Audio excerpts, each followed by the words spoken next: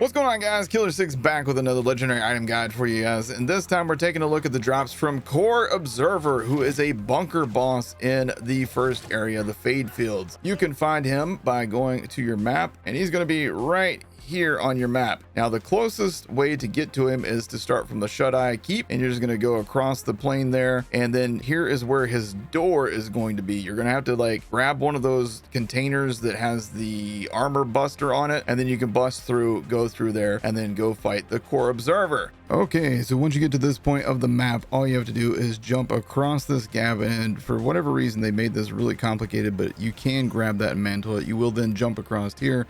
And in terms of the fight for the Core Observer, you just basically want to come in here with something that does good shock damage, something that can also do damage to armor. So obviously shock weapons and corrosive weapons are great versus him, or just, you know, bum rush him with my Rafa build like this. Now, the Core Observer has 3 different drops in his loot pool, and those are Divided Focus. This is a TDR assault rifle. As you can see, the gold text says Conqueror, fires bouncing projectiles that pierce enemies, and the red text says that's whatever you were talking about for you, which is a Futurama reference. Damage on this one is 1,666, accuracy 75%, reload time 2.3 seconds, fire rate 4 shots per second, and ammo is 32. So as you can see, this gun shoots fairly slowly, but these things, do they bounce? The projectiles bounce, and they bounce off of surfaces as well.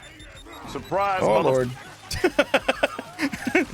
You got snuck up on me. Actually, it does shoot fairly quick, and they bounce all over the place. This is a pretty wild gun. The projectiles themselves bounce and pierce enemies. All right, that is interesting. So this one actually benefits you to actually shoot it and not just shoot reload, because the effects on it are pretty good.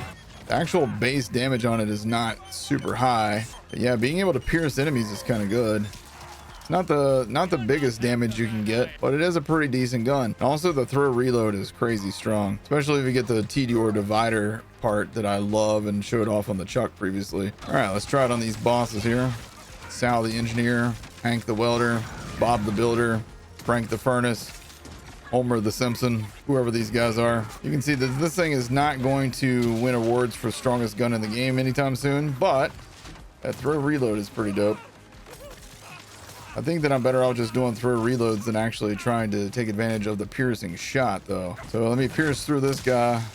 And you can see we killed the guy behind him too. So actually that's not that bad. I would say if you have like a lot of mobs that are like grouped up really well, then maybe you could take advantage of this pretty well, but as it stands, I tend to just use my TDRs like this, shoot it a couple times, then throw reload, and that does a lot of damage. What do I think about this gun? It's pretty good. Again, I like to mostly use it for the throw reload, but I'm going to use the Chuck to get more general benefit from that. So all in all, decent gun. I don't know if I'm going to replace the Chuck with that though. Up next, let's take a look at the Defibrillator. This is actually the healing kit, the rep kit that I'm using currently on my Rafa build, and the gold text on this one says cardiac shock. When health goes below 20%, there's a 50% chance to replenish a rep kit charge. The red text says clear. And is this just a doctor reference? This is just a medical reference in general about using a defibrillator to bring you back to life, because when your health goes below 20%, you just pop this thing and it just brings you back up. Instant heal on mine is 8,389. Heal over time is 0, so it's just a big boom heal right there with no overtime heal. The cooldown is a brutal 44 seconds on this one. So how does this thing work? Let's take some damage. I'll show you. There's not a whole lot to really show off on rep kits generally, but we'll do what we can here.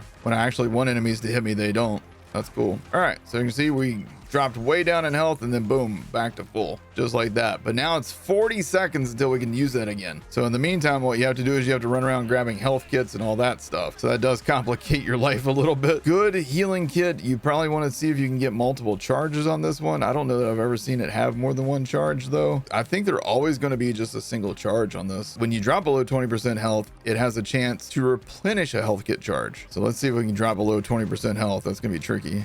Man, they got great aim. Look who's talking. Come on, guys. Oh, well, see, that was a little too quick. There we go. I did not replenish one. I guess it's what, a 50% chance? 60% of the time, it works every time. Man, these guys just do not want to hit me. Yeah, I did not replenish one again. So that just being a 50-50 chance does not feel great. Okay, hold on. We had a second one there. Oh, we got one. Okay. All right. So there you can see it. That time they dropped me below 20% and I did get another health charge. That is a very niche rep kit. You have to be in a very specific situation for that thing to actually benefit you. So I don't know if defibrillator would be one that I would recommend for most players, because you have to be really low, and then you have to pop it really quick before they kill you. So I would definitely recommend a different rep kit over that one myself. And then our final item from Core Observer is the Bully. This one is a order pistol, and the gold text says defense protocol: when gun shields are activated, it launches an ally drone every 14 seconds. And the red text says keep summer safe. And my chat while I'm recording this live says that this is a Rick and Morty reference, so take that for what it's worth. All right, the stats on this one are 1,157 damage, accuracy 80%, 1.8 second reload speed, fire rate is 8.6 shots per second, ammo is 32. This one does have a 5% crit damage modifier on it as well. Let's see how we feel about the Bully.